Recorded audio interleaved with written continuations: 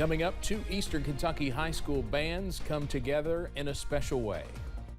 Dedicated to Eastern and Southern Kentucky, this is WYMT Mountain News at 11. Good evening, I'm Steve Hensley. Martin County High School's boys basketball team is heading to Rupp Arena next week to compete in the state tournament, but they are bringing along some special guests. WYMT's Jordan Mullins has more about a budding relationship between two 15th region rivals and how they began cheering for each other. During the 15th regional tournament in Pikeville on March 4th, the Pike County Central High School band was setting up to cheer on its school's basketball team. Prior to Central's game, Martin County and Lawrence County were in a tight contest when students from Martin County started cheering. But they were cheering for the band. At that moment, buzzer, the game went to overtime. Once the game went into overtime, the students of Martin County started cheering for the band to play for them. Pike Central's pep band played throughout the overtime period. For a school, they could have played in the regional championship. But they didn't care because they were just excited for their team in that moment. And it's really good because people from the mountains want to support each other. They want to find ways to cheer each other on. After these videos went viral on social media, it was announced that Pike Central's band and Martin County High School's band will join forces as the Cardinals travel to Rupp Arena for the Sweet 16. The Martin County Band and director Cassie Hotz will be joining us in a collaboration. So it'll be the Pike Central Band with the Martin County Band coming together for this moment. An unlikely collaboration. The more cheering us on to get our crowd going, the better. I thought it was a great gesture. You know, both programs seem to be all for it. And that's what it's all about. Making music and special memories to last a lifetime. In Pikeville, Jordan Mullins, WYMT Mountain News.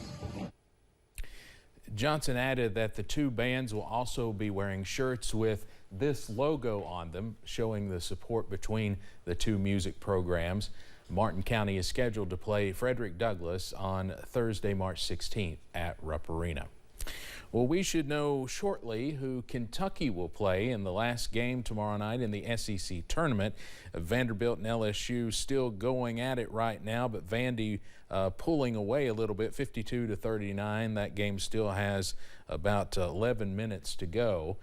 So it looks like right now it'll be Vandy. We'll have an update on that in sports. But UK seems to be ready for whoever wins the game tonight. Brian Milam is in Nashville with our Big Blue coverage.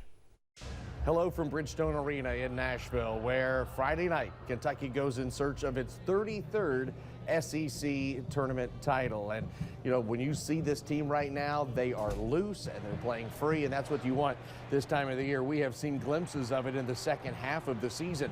Guys are playing, as I mentioned, freely, smiling, and that was never more evident than Wednesday morning when Oscar Tshiebwe was talking about Antonio Reeves and his career-high performance against Arkansas last weekend. Chris Livingston becoming best. Jacob Toppin, you know, this journey is not easy. He's dominating now every game. Like Antonio, he knows we need him. I told him, man, you a suck, man. You suck. I said, what do you mean I'm suck? Man, I suck. I said, man, you told me you could not get 40 against Arkansas? And he was like, come on, man, I had what I had. I said, good. I did not want you to be my record because I had 37. I did not want him to get more than 37. I'm loving it. I'm loving all my boys, and I'm happy for everybody in the team. Who knew Oscar Tshiebwe had that type of a sense of humor? You'll remember back in January, Oscar had 37 points and 24 rebounds in the win at Rupp Arena against Georgia. Now, last March, I think you could feel the Cats were a little tight heading into the postseason. This year, it's anything but tight. They are ready to go, and we'll see what they can get done Friday night. In Nashville, I'm Brian Milam, WYMT Mountain News. Brian, thank you very much. We'll have more from Nashville a little bit later on in sports.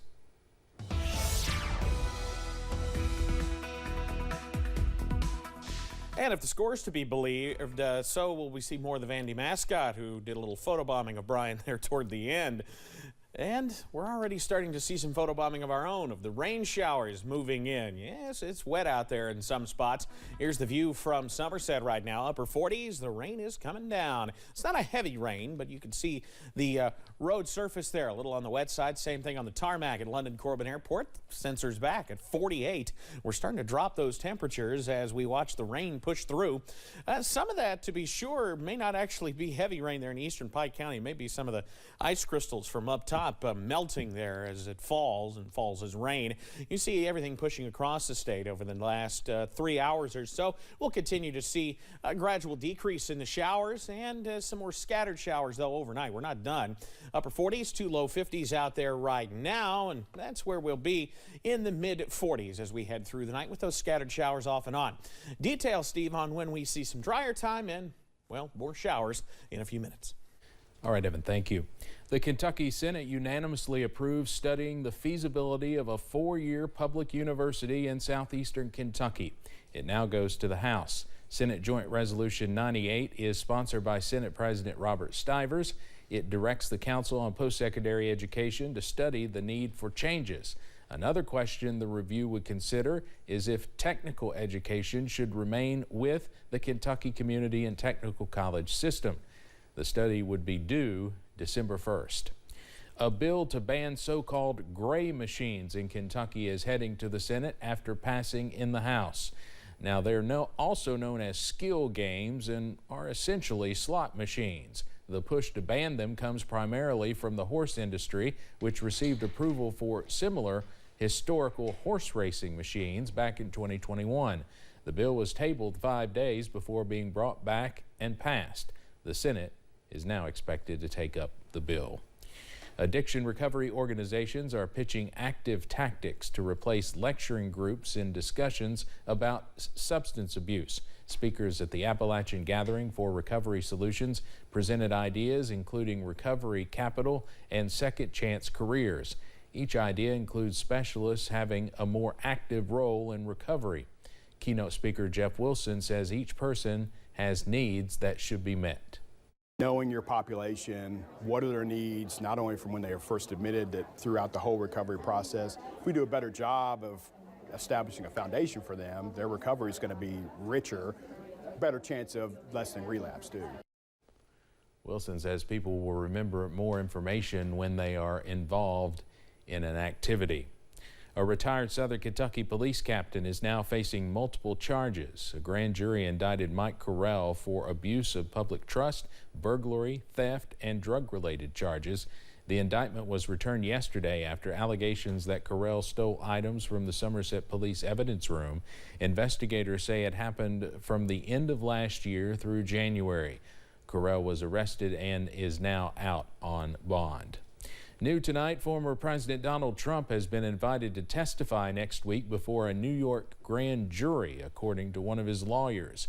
It's been investigating hush money payments made on his behalf during his 2016 presidential campaign. Such an invitation often indicates a decision on indictments is near. Trump's attorney says a case would have no legal basis. Kentucky's longest-serving senator suffered a concussion in a fall last night at a Washington hotel. Senate Minority Leader Mitch McConnell, who is 81, tripped and fell and is expected to be hospitalized for a few days. President Biden, who served alongside McConnell in the Senate for many years, wished him a speedy recovery and said he looks forward to seeing him back on the Senate floor. A McConnell spokesperson thanked his colleagues for warm wishes and his medical team for their care. Emmy Award-winning actor Robert Blake has died. He starred in the 1970s show Beretta and also landed several movie roles. Once called one of the finest actors of his generation, he became better known as the defendant in a real-life murder trial in 2005 that was more bizarre than any in which he acted. He was found not guilty of murdering his wife, but later found liable in civil court for her wrongful death. Robert Blake was 89. Coming up on Mountain News at 11, one die-hard Kentucky basketball fan battling medical issues needs the Big Blue Nation's help. And getting rainy as we head into the weekend. Breaking down when some sunshine returns as well. It's straight ahead.